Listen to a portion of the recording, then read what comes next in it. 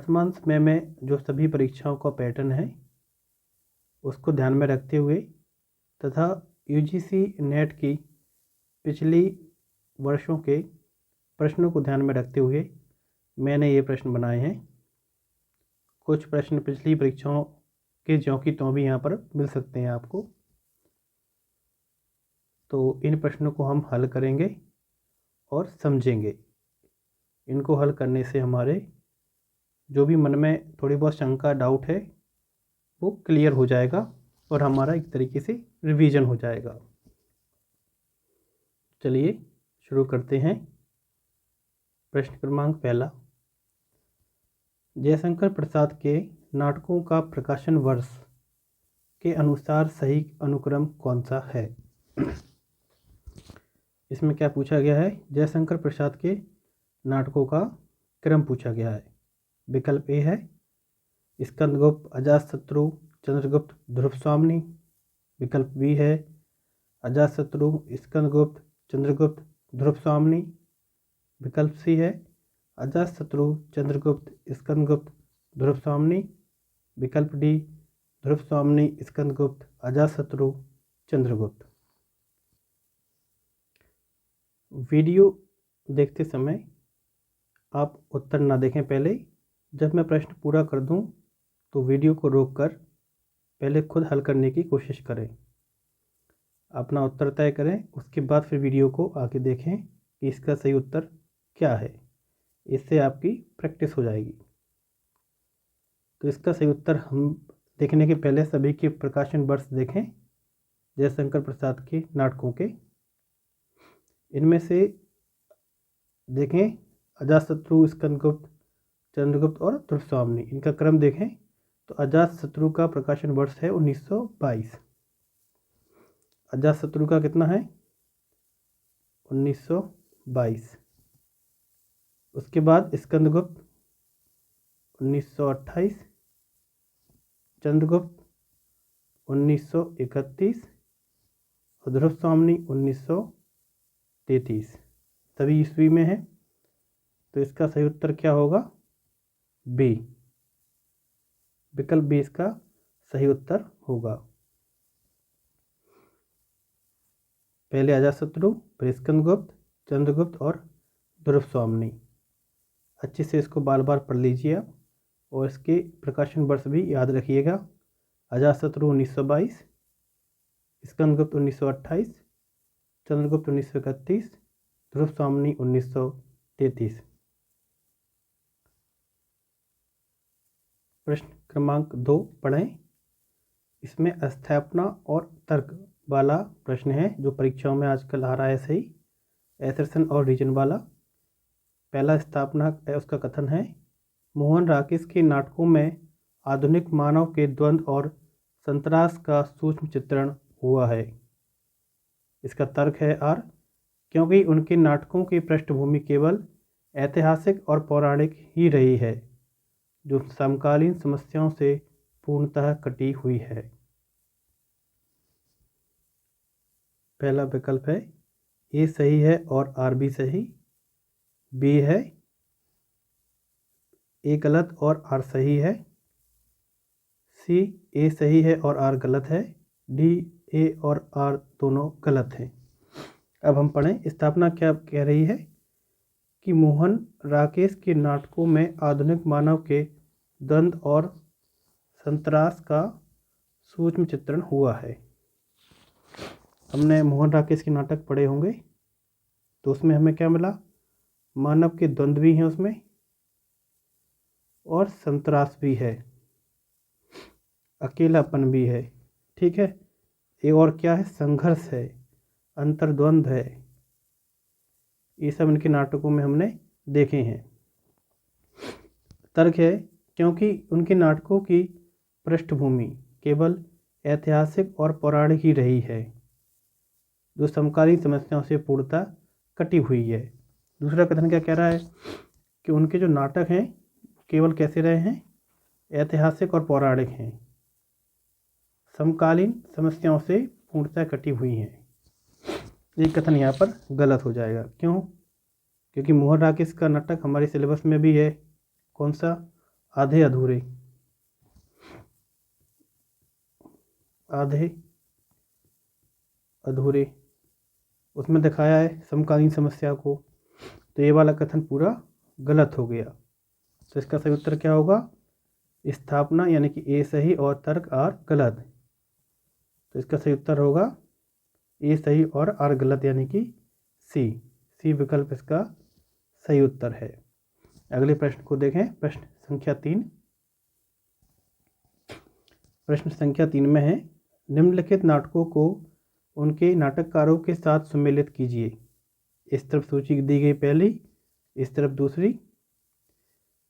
तो यहाँ पर जो नाम दिए हैं नाटकों के, कोणार्क ए, बी में मादा कैक्टस, सी में बकरी, डी में कोर्ट मार्शल।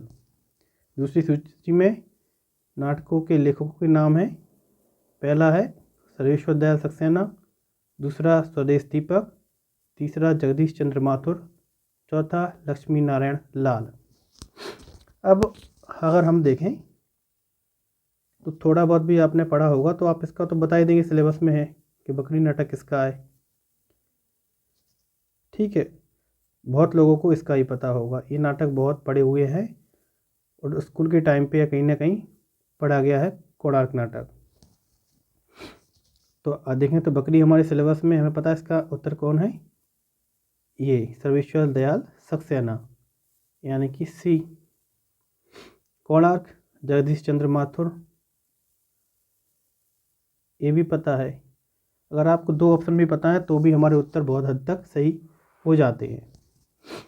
अब अगला देखें, मादा कैक्टस और कोर्ट मार्शल। जो कोर्ट मार्शल नाटक है वो लिखा गया था स्वदेश दीपक के द्वारा। ये नाटक किस बारे में है, आपको अगर पता है तो ज़रूर बताइए कमेंट बॉक्स में कि कोर्ट मार्शल जो नाटक में कौन सी समस्या दिखाई गई है। इसके राइटर हैं स्वदेश दीपक। और मादा कैक्टस के कौन, लक्ष्मी नारायण लाल। तो इसका उत्तर अगर हम देखें, हाँ, ए का है थर्ड। तो ए का थर्ड है कहाँ पर, यहाँ पर है, यहाँ पर है। अगला बी का है 4, बी का 4 यहाँ पर है, यही है। सी का पहला, डी का दूसरा, यानी कि हमारा सही उत्तर होगा विकल्प ए, ऑप्शन ए। देखिए आप इसको पढ़ लेंगे, आपको ये सब चीज़ें दोबारा रिपीट हो जाएंगी, याद हो जाएंगी। आपको एक बार अच्छे ध्यान से एक वीडियो को पूरी देख लेना है। आगे देखें अगला प्रश्न। ये जरूर बताना कि कोर्ट मार्शल नाटक में क्या बताया गया है। जैसे आप देखते जाएं, आपको जो जो जानकारी एक्स्ट्रा है उसको अपने लिखते जाएं अपनी किसी भी कॉपी में। प्रश्न क्रमांक 4 देखें, अंधा युग नाटक के संदर्भ में कौन सा कथन सत्य नहीं है। प्रश्न क्रमांक 4 में क्या कह रहा है कि अंधा युग नाटक के संदर्भ में कौन सा कथन सत्य नहीं है। पहला ऑप्शन, यह एक गीति नाट्य है जो महाभारत के युद्ध के अंतिम दिन पर आधारित है। ये सही कथन है, पढ़ा हमने, गीति नाट्य है, महाभारत के युद्ध के अंतिम दिन में है। अंतिम दिन कौन सा था महाभारत का, वो आपको बताना है। अगला है बी, इसमें कुल 5 अंक हैं, मतलब इस नाटक में 5 अंक है, 5 अंक का नाटक है। इन अंकों के नाम भी आपको याद होने चाहिए। ठीक है, अगर आपकी तैयारी अच्छी है तो पूरे अंकों के नाम, उनके क्रम, ये सब चीज़ें आनी चाहिए। अगला, इसका प्रकाशन 1954 ईस्वी में हुआ था। ठीक है। डी, इसके पात्रों में गांधारी और अश्वत्थामा प्रमुख हैं, लेकिन युवती का कोई उल्लेख नहीं है। इस वाले पात्र का कोई उल्लेख नहीं है, ये ऑप्शन में ये बता रहा है। ध्यान रखना है, हमने नाटक को कम से कम 1 या 2 बार तो पढ़ा ही होगा। उसमें सबसे महत्वपूर्ण पात्र कौन सा माना गया है, यही माना गया है, युयुत्सु। तो इसका सही उत्तर क्या हो जाएगा, सत्य कथन नहीं है, विकल्प डी, यानी कि ऑप्शन डी इसका सही उत्तर है। ठीक है, कथन सत्य नहीं है, यहाँ पर हमें ध्यान देना है। पेपर में जल्दी जल्दी की वजह से कई बार हमारे ऐसे सिंपल से सादा से सवाल प्रश्न गलत हो जाते हैं। आपको ध्यान रखना अंतिम दिन कौन सा था और कब से कब तक ये नाटक चला था वो भी ध्यान रखना है। नाटक में 5 अंक हैं, ये चीज़ आपको यहाँ पर मिल गई। इसका प्रकाशन 1954 ईस्वी में हुआ, ये भी आपको यहाँ पर मिल गया। ये सब चीज़ें सही हैं सब, तो आपको ये दोबारा से रिवीजन हो रहा है, इनको याद रख सकते हैं। नाटक में 5 अंक हैं और अंतराल कितने हैं ये आप जरूर बताइए। इस वाले नाटक में कितने अंतराल हैं। आगे देखें प्रश्न क्रमांक 5 को। भारतेंदु हरिश्चंद्र के किस नाटक को लास्य रूपक माना जाता है? पहला ऑप्शन वैदिकी हिंसा हिंसा न भवति, ये वैदिक नहीं है, वैदिकी है, ठीक है। बी भारत दुर्दशा, सी नीलदेवी, डी विषमौसधम। दोबारा देख लीजिए प्रश्न को एक बार अच्छे से कि भारतेंदु हरिश्चंद्र के किस नाटक को लास्य रूपक माना जाता है। चारों विकल्प हैं वैदिकी हिंसा हिंसा न भवति, भारत दुर्दशा, नीलदेवी, विषमौसधम। तो इसका सही उत्तर क्या है? भारत दुर्दशा, विकल्प बी।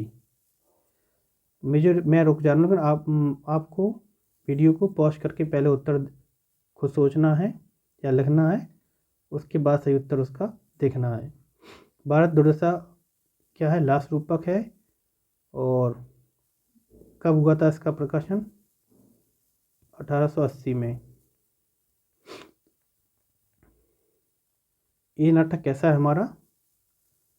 प्रतीक के रूप में नाटक है, प्रतीकात्मक नाटक है। आपने नाटक पढ़ा होगा पूरा कि भारत की जो दुर्दशा हुई है वो पात्रों के माध्यम से कैसे समझाई है भारतेंदु जी ने। अगला देखें नीलदेवी क्या है? ये सभी भारतेंदु जी के नाटक हैं, ठीक है। वैद की हिंसा हिंसा न भवति क्या है? ये इसका अगर आ जाए प्रश्न तो एक प्रहसन है ये, ठीक है। ऐसे भी प्रश्न आ जाते हैं। वैद की हिंसा हिंसा न भवति क्या है? ये प्रहसन है। नील देवी भी एक क्या है? ये एक गीति रूपक है, मतलब गा के अभिनय होता है ये, जिसमें मतलब गाना भी गाया जाता है और अभिनय भी होता है, दोनों चीज़ें होती हैं, तो इसको क्या कहते हैं? गीति रूपक। और विशेष विषमौसधम ये क्या है? इसको माना गया है भाड़, ये भाड़। ये सभी इम्पोर्टेंट कथन है, महत्वपूर्ण है, आप याद रखिएगा इन सभी को। इसका स्क्रीनशॉट ले लीजिए अगर आपको ज़रूरी लग रहा है तो। अगले प्रश्न पर चलें। प्रश्न क्रमांक 6। जयशंकर प्रसाद रचित नाटक ध्रुव स्वामिनी में ध्रुव स्वामिनी किस समस्या से जूझ रही है? ऑप्शन ए सती प्रथा, बी विधवा विवाह, सी अनमेल विवाह और मोक्ष यानी कि तलाक का अधिकार, डी संपत्ति का अधिकार।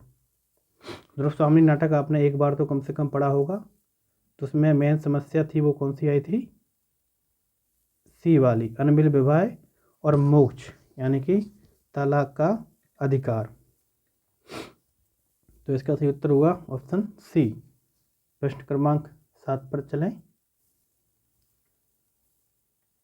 प्रश्न क्रमांक 7 है हबीब तनवीर के नाटकों का सही काल क्रमानुसार अनुक्रम क्या है?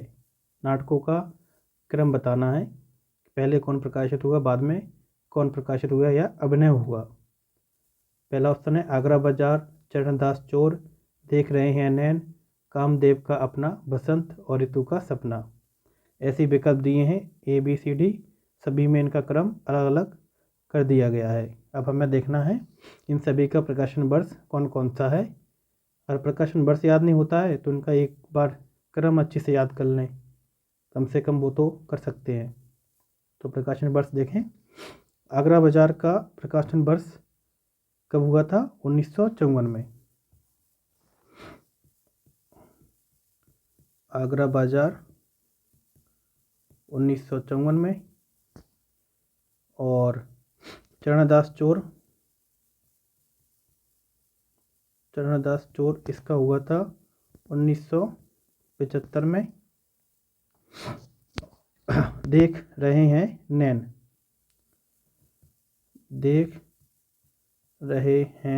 नैन इसका हुआ था, इसका मुझे पता नहीं, शायद बहुत बात की रचना है, मुझे पता नहीं कब है।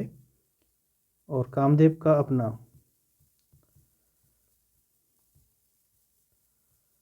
अपना बसंत ऋतु का सपना, ये कब हुआ था? 1993 में। तो इनका अगर हम क्रम देखें तो क्या होगा? सबसे पहले कौन था? आगरा बाजार। तो आगरा बाजार, उसके बाद चरणदास चोर, फिर देख रहे हैं नैन है, फिर कामदेव का अपना बसंत ऋतु का सपना। इसका इन्हीं के बीच में है, देख रहे हैं नैन है ना, इसके कहीं बीच में है, इसका आप पता कर लेना। तो इसका सही उत्तर होगा हमारा ए, ऑप्शन ए, आगरा बाजार, चरणदास चोर, देख रहे हैं नैन, कामदेव का अपना बसंत ऋतु का सपना। प्रश्न क्रमांक 8 देखें। निम्नलिखित में से कौन सा नाटक प्रसाद उत्तर युग प्रसाद के बाद का समस्या नाटक नहीं है? समस्या नाटक नहीं है, ये बताना है। और सभी नाटक ये कौन से हैं? प्रसाद उत्तर नाटक हैं। पहला है अंजू दीदी, उपेंद्र नाथ अस्क ने लिखा। इसमें समस्या है? बिल्कुल है, मनोवैज्ञानिक पारिवारिक समस्या दिखाई गई है। बी है सिंदूर की होली, लक्ष्मी नारायण मिश्र, ये समस्या वाला नाटक है। ये भी है। सिंदूर की होली में क्या दिखाया गया है कि प्रेम और विवाह, ये समस्या दिखाई गई है किसमें? सिंदूर की होली नाटक में। कोणार्क का सही ये वाला रहना होगा यहाँ पर। कोणार्क में क्या दिखाया गया है? शिल्पी की समस्या बताई गई है, उसमें उसका संघर्ष दिखाया गया है। तो इसको भी उनने, जगदीश चंद्र माथुर ने यथार्थवादी रूप में इसको दिखाया है। डी है करुणालय, जयशंकर प्रसाद ने लिखा है। और करुणालय वास्तव में है क्या?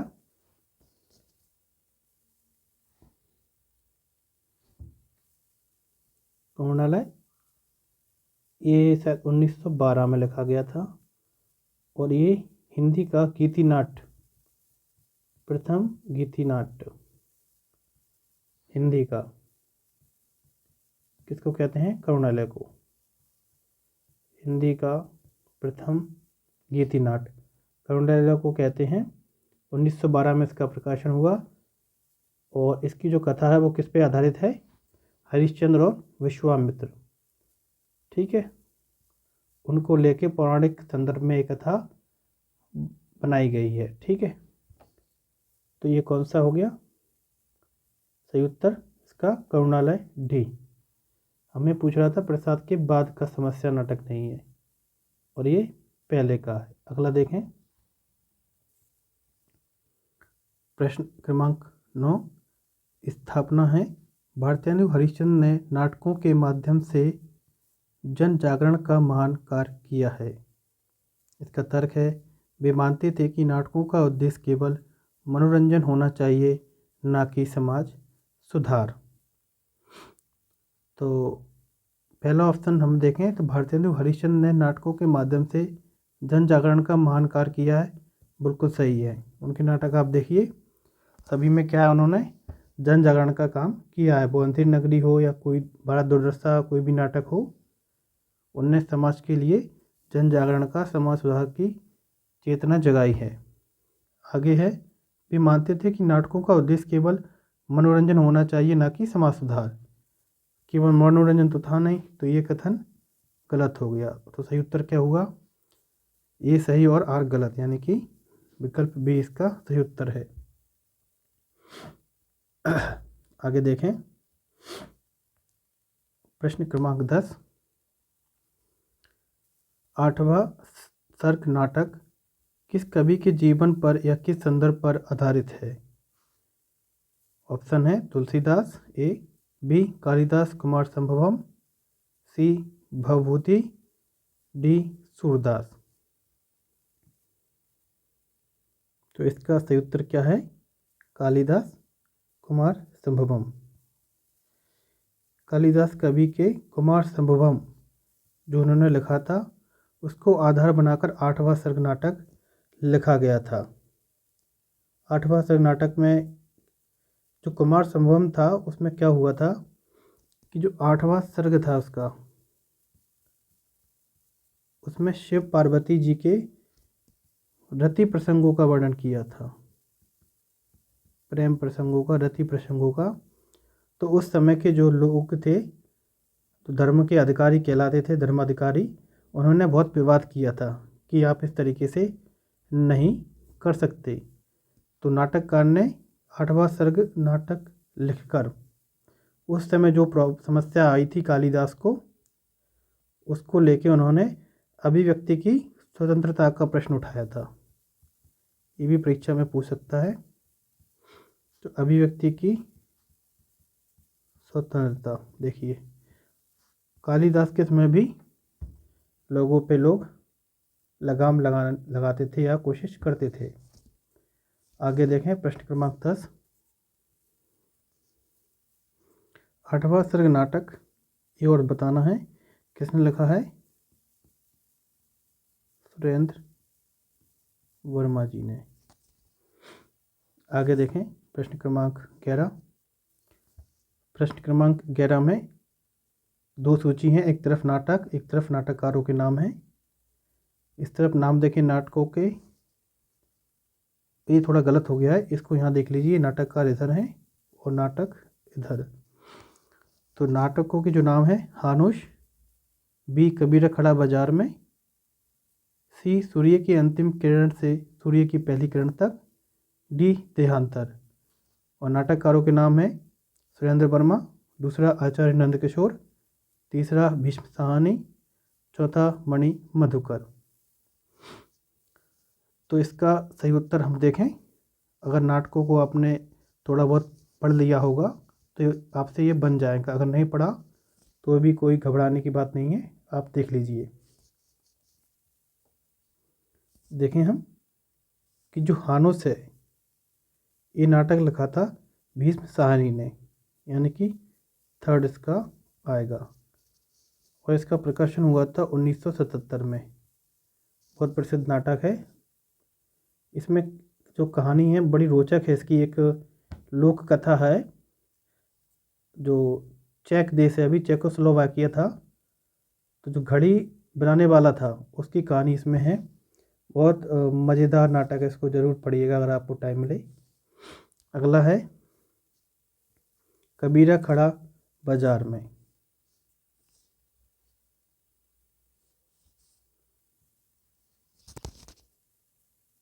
उन्नीस सौ 81 में प्रकाशन हुआ, और कबीरा खड़ा बाजार में इसको भी भीष्म साहनी ने लिखा है।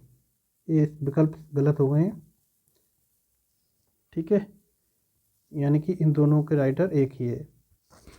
अगला है सूर्य की अंतिम किरण से सूर्य की पहली किरण तक, ये लिखा है सुरेंद्र वर्मा ने, यानी कि इसको पहला, और इसका प्रकाशन वर्ष 1975। थोड़ा थोड़ा आप हर बार ये प्रकाशन वर्ष इनके कॉपी में लिखेंगे बार बार, तो ऐसे ही आपको याद होंगे। कोई ट्रिक कर लें, आप सोचें कि हम ट्रिक कर लेते हैं या वैसे याद कर लेंगे, तो आप थोड़े दिन के लिए याद रहेगी, 2-4 दिन के लिए, उसके बाद आप फिर भूल जाएंगे। परीक्षा के टाइम पे प्रश्न इस तरीके से आते हैं कि आप वो चीज़ नहीं बनेगी। तो ट्रिक को छोड़ दें, सीधे सीधे जहाँ भी प्रश्न आए पेन कॉपी उठाएं और उसको लिख लें। बार बार आप लिखेंगे उनके प्रकाशन वर्षों को, क्रम को, तो अपने आप आपको वो चीज़ याद हो जाएगी। अगला है देहांतर। देहांतर को लिखा था आचार्य नंद किशोर ने। सॉरी, इसका होगा सेकंड।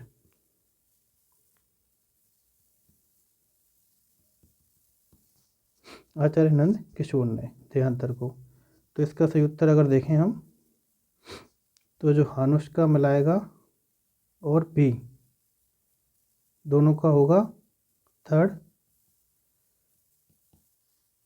और फिर है सूर्य की अंतिम किरण वाला, इसका हमारा सुरेंद्र वर्मा पहला, सी का पहला और डी का सेकंड। ये अलग से एक विकल्प बन गया। आगे देखें प्रश्न क्रमांक अब है 12। निम्नलिखित में से कौन सा पात्र आषाढ़ का एक दिन नाटक का नहीं है? आषाढ़ का एक दिन नाटक किसका है ये तो पता होगा आपको, मोहन राकेश जी का है।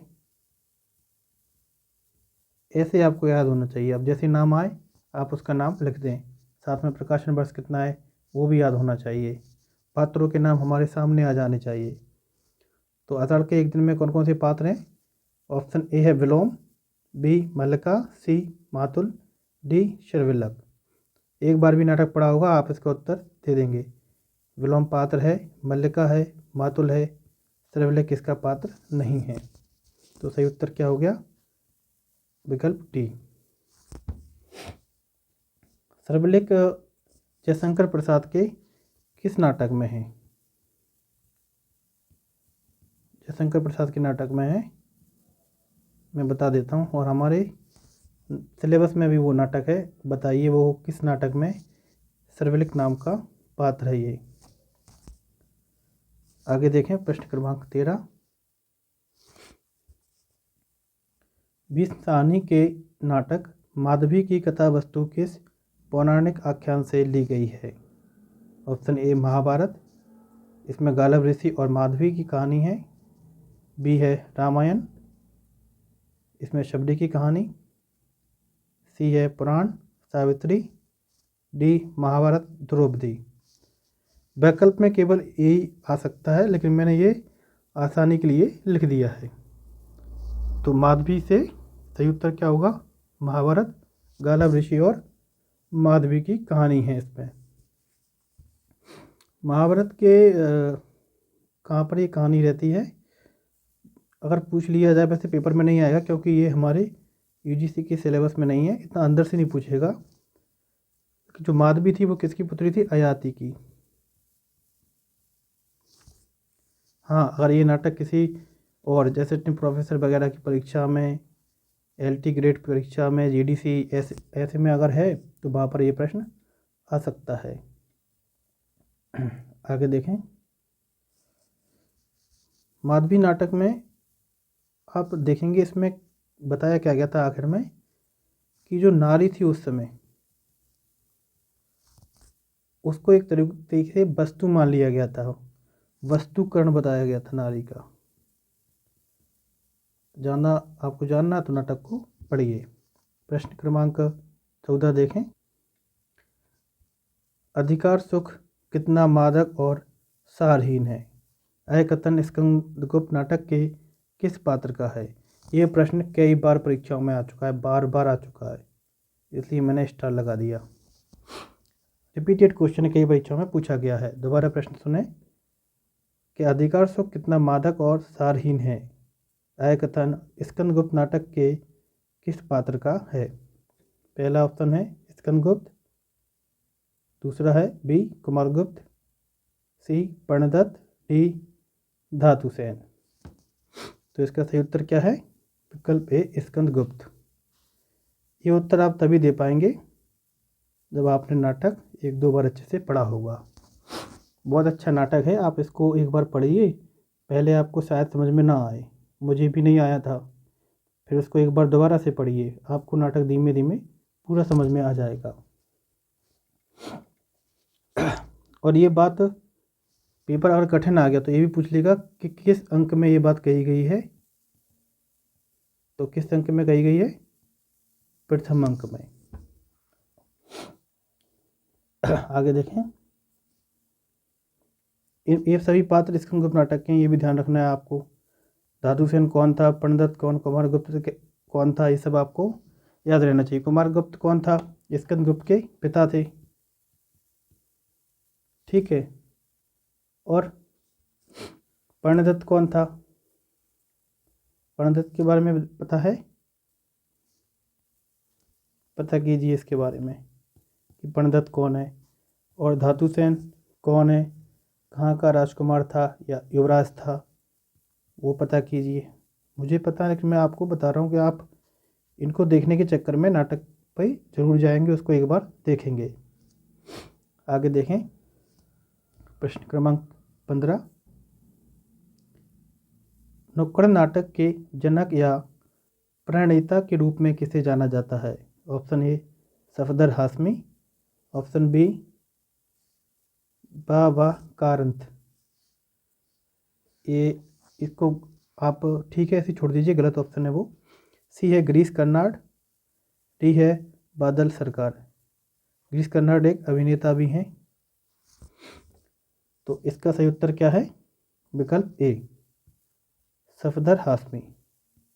नुक्कड़ नाटक इन्होंने खेले थे, गांव में जगह जगह जाते थे और वहाँ के माध्यम से लोगों को नाटक दिखाते थे और नाटकों के माध्यम से शिक्षा देते थे। ठीक है। सफदर हाशमी के बारे में अगर और जानना है तो आप ज़रूर देखिए गूगल पे। कम उम्र में इनकी निधन हो गया था, हत्या हो गई थी, इनकी हत्या कर दी गई थी। नाटक खेल रहे थे उसी को लेकर, और वो जगह का नाम मुझे ध्यान नहीं आ रहा शायद, कहाँ पर इनकी हत्या हुई थी। मतलब नाटक वो कर रहे थे उसी समय उनकी हत्या कर दी गई थी।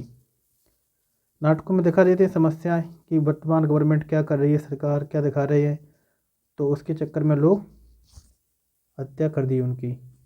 इनका एक नाटक था हल्ला बोल, बहुत प्रसिद्ध नाटक है, याद रखिएगा। सफदर हाशमी के बारे में आप गूगल पे सर्च करके देखिएगा, उनके जीवन परिचय को थोड़ा बहुत।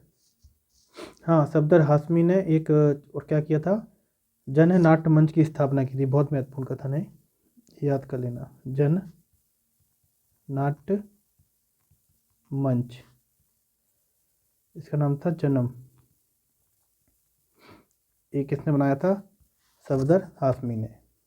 आगे देखें प्रश्न क्रमांक। अंधा कुआं नाटक के लेखक कौन हैं?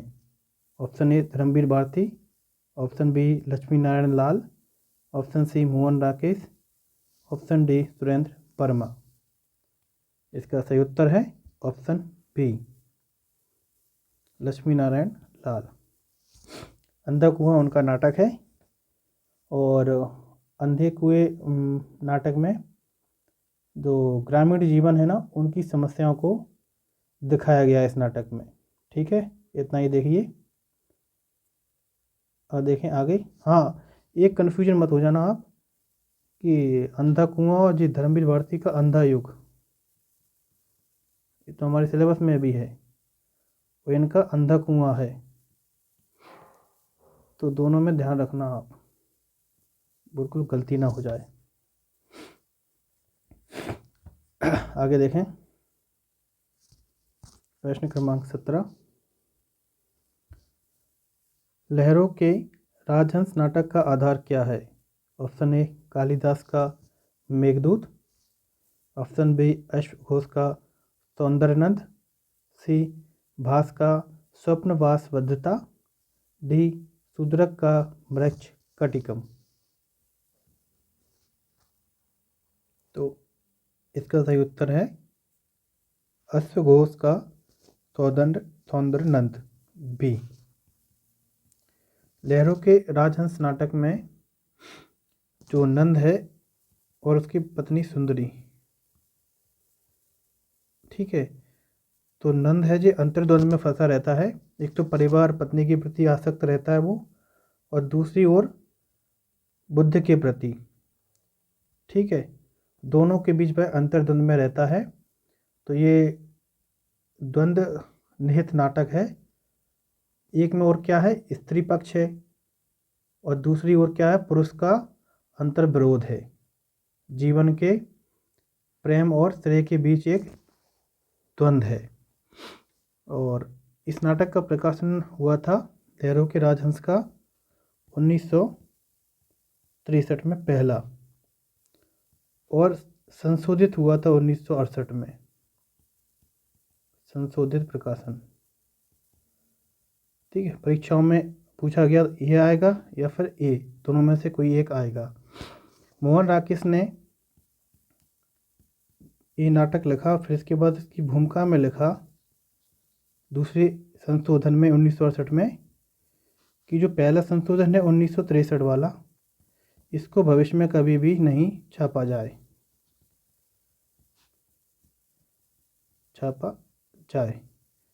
कुछ गलती उन्हें उसमें नज़र आ गई होंगी, इसलिए उन्होंने उसको दोबारा से छापने के लिए मना किया था, प्रकाशित करने के लिए मना किया था। आगे देखें प्रश्न क्रमांक 18।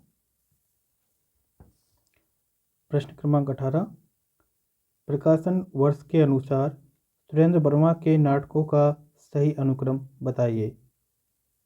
कौन कौन से नाटक हैं, पढ़ें। द्रौपदी, सेतुबंध, आठवां सर्ग, सूर्य के अंतिम किरण से सूर्य की पहली किरण तक। तो बार बार हमें पढ़ना नहीं है, क्योंकि सभी ऑप्शन में वही नामों को अलग अलग करके दिया है। तो प्रकाशन वर्ष सभी का देखें। द्रौपदी से लें, इसका प्रकाशन हुआ था 1972 में, और इसमें जो द्रौपदी को लेकर कहानी किसकी दर्शाई है, आधुनिक महिला की, कि वर्तमान समय में जो कई मुकुटों वाले पुरुष हैं, तरह तरह के पुरुष हैं ना, कई मुकुटों वाले पुरुष,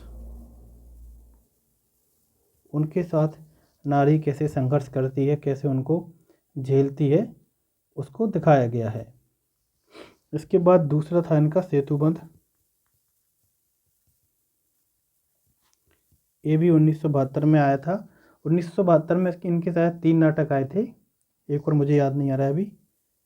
सेतुबंध 1972 में, ये द्रौपदी के बाद आया था, और इसमें थोड़ा यौन उत्कंठा है, उसको दिखाया गया। विद्यार्थी और शिक्षक के बीच संबंधों की अनैतिकता को भी दिखाया गया है। ये सब चीज़ें किसमें, सेतुबंध में। और आठवां सर्ग, ये 1976 में कालिदास के संदर्भ में बताया था, पहले आ गया ये प्रश्न। और फिर रति का कंगन, ये अभी की रचना है इनकी, नाटक इनका अभी का है, 2011 का। तो इनका अगर क्रम देखें तो पहला द्रौपदी, इसके बाद सेतुबंध, फिर आठवां सर्ग, और रति का कंगन 2011। सूर्य की अंतिम किरण, ये भी शायद उसी समय आया था, 1972 में। सूर्य की अंतिम किरण से पहले ही किरण तक, ये मैंने ऐसे पहले मैं ये प्रश्न दे चुका हूँ, तो आपको याद होना चाहिए ये कौन सा नाटक है पूरा। ये भी शायद 1972 में आया था, और सेतुबंध के बाद आया था। तो इसमें मैंने और भी नाटकों के नाम दे दिए हैं। कौन सा, रति का कंगन। इसमें रति का कंगन ऑप्शन में नहीं है, लेकिन आप याद रखना। तो इनका अगर हम क्रम देखें तो पहले द्रौपदी 1972, फिर सेतुबंध, ठीक है, उसके बाद सूर्य की अंतिम किरण से पहली किरण तक वो आएगा, और इसके बाद आठवां सर्ग। तो इसका क्रम देखा जाए तो 1972 में ये आठवां सर्ग, 1976 में आखिरी में ये है, तो सही उत्तर होगा विकल्प डी। इसको एक बार सही से देख लेना आप, लेकिन सही उत्तर यही है। 1972 में इनके लगातार हुए थे द्रौपदी सेतुबंध और सूर्य की अंतिम किरण से पहली किरण तक। ये सब 1972 के नाटक हैं। आगे देखें।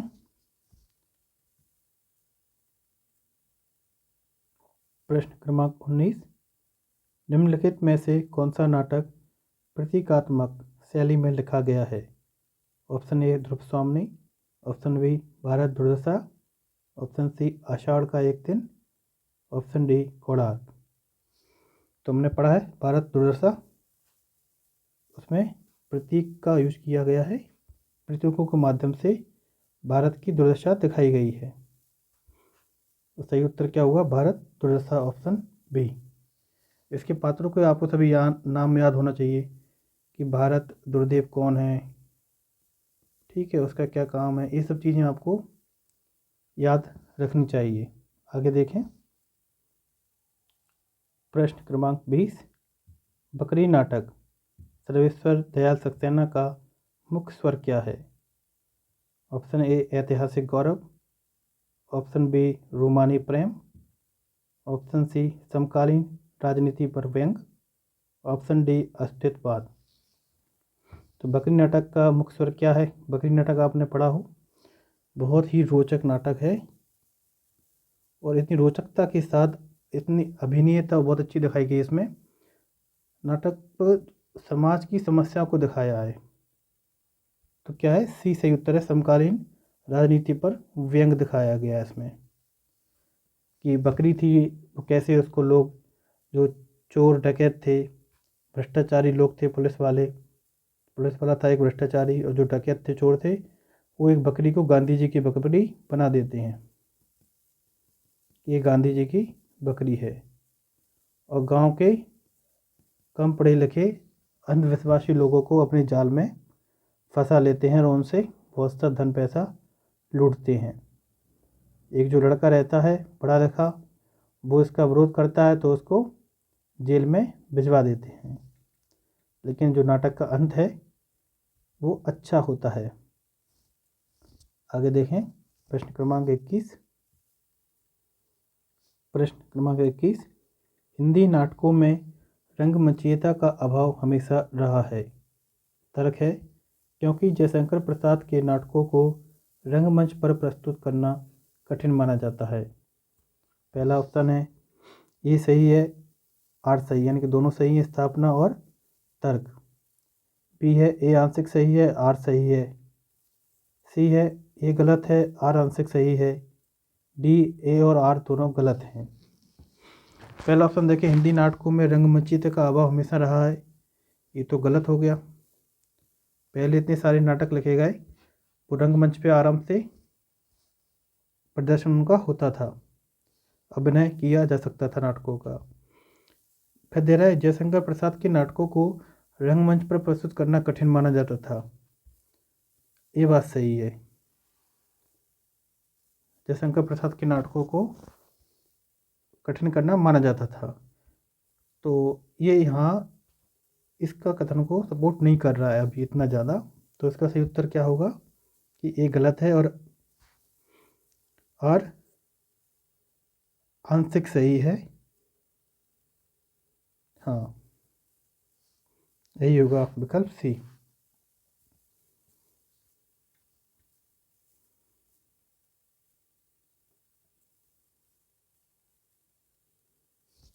ठीक है, आगे देखें। जयशंकर प्रसाद के कुछ नाटक ऐसे हैं जिनका अभिनय हुआ है, इसलिए ये आंशिक ही रहेगा, ध्यान देना। आगे देखें। प्रश्न क्रमांक 22, शारदीय नाटक के रचयिता कौन है? पहला ऑप्शन जगदीश चंद्र माथुर, दूसरा बी मोहन राकेश, सी विष्णु प्रभाकर, डी रामकुमार वर्मा। तो शारदीय नाटक के रचयिता कौन है? ऑप्शन ए जगदीश चंद्र माथुर। सीधा याद रखना है हमें। जगदीश चंद्र माथुर के और नाटक कौन कौन से हैं वो भी ध्यान कर लीजिए यहीं पर। कोणार्क, फिर शारदिया यहाँ पर आ गया, और पहला राजा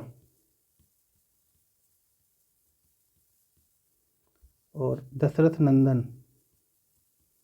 दशरथ नंदन।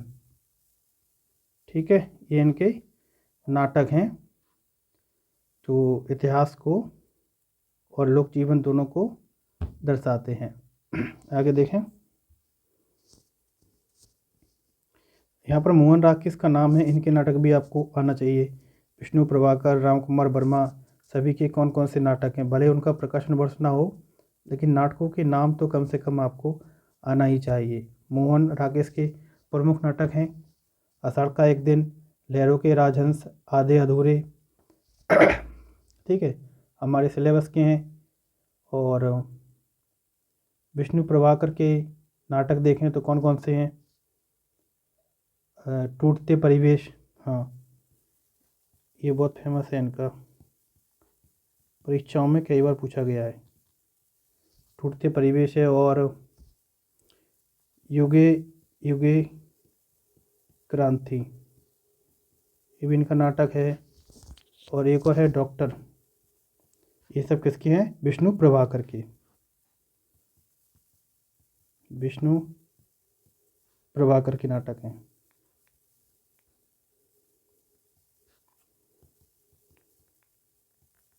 विष्णु प्रभाकर।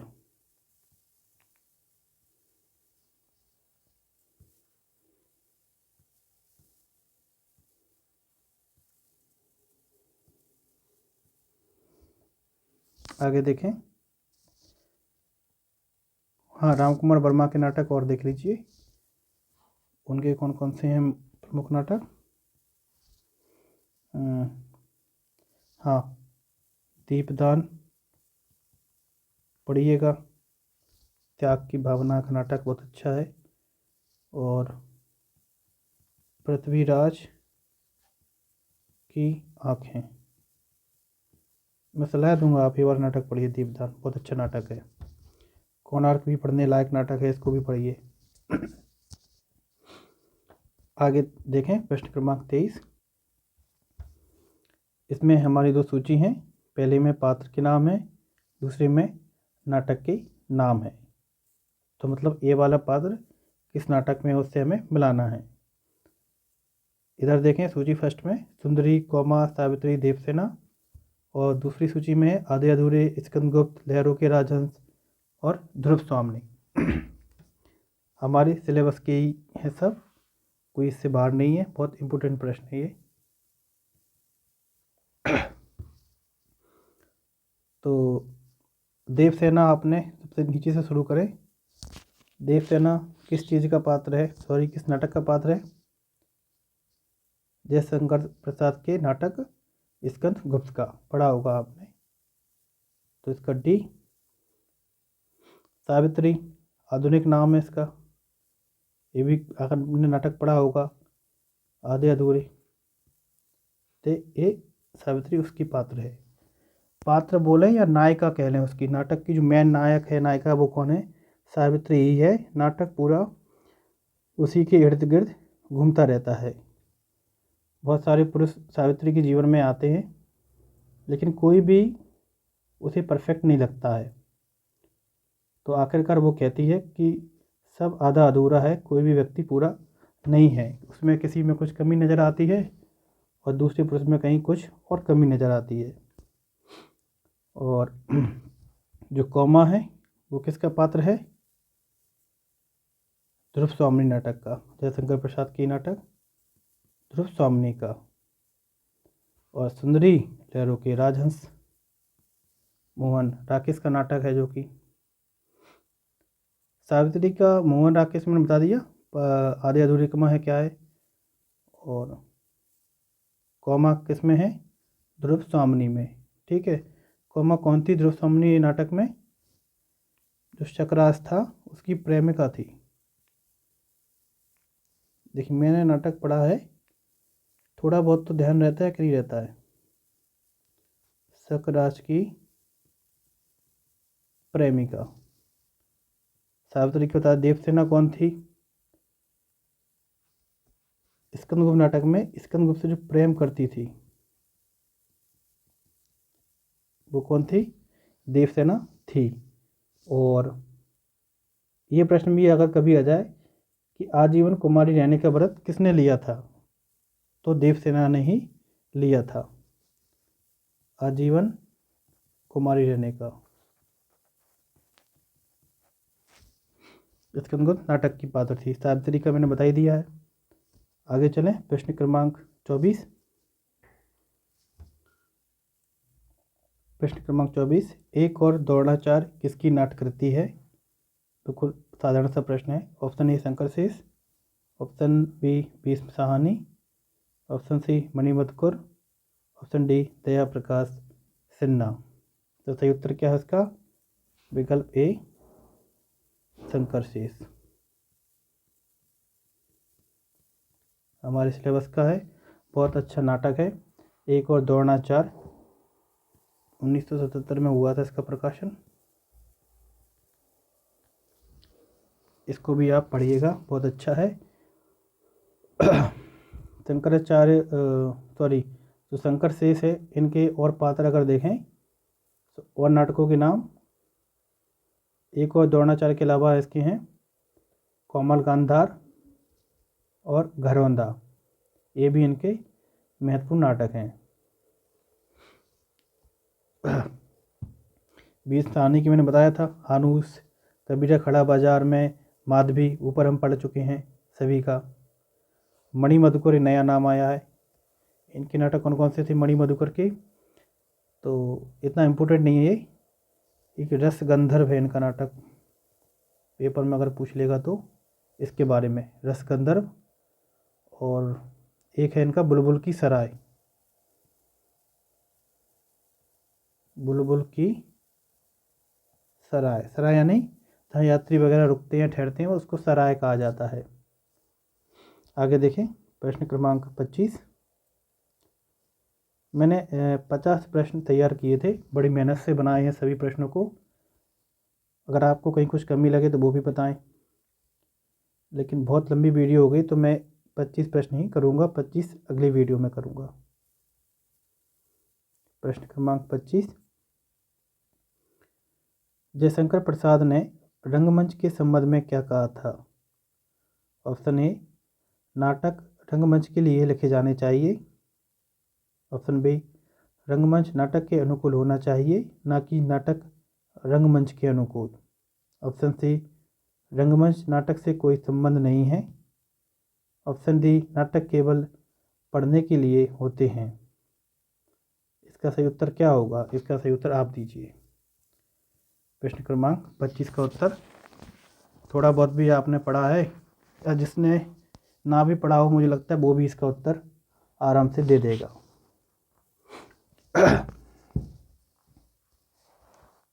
तो ठीक है, थैंक यू। पढ़िए ऐसे ही मस्त अध्ययन करते रहिए।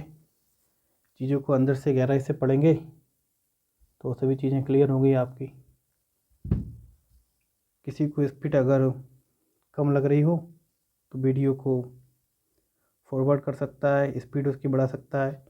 1x की जगह 1.2 या 2.5 करके यूट्यूब में ऑप्शन रहता है। और इसको ज़्यादा लग रही हो थोड़ी स्पीड कम कर सकता है। ठीक है, धन्यवाद। बहुत बहुत शुभकामनाएं परीक्षाओं के लिए।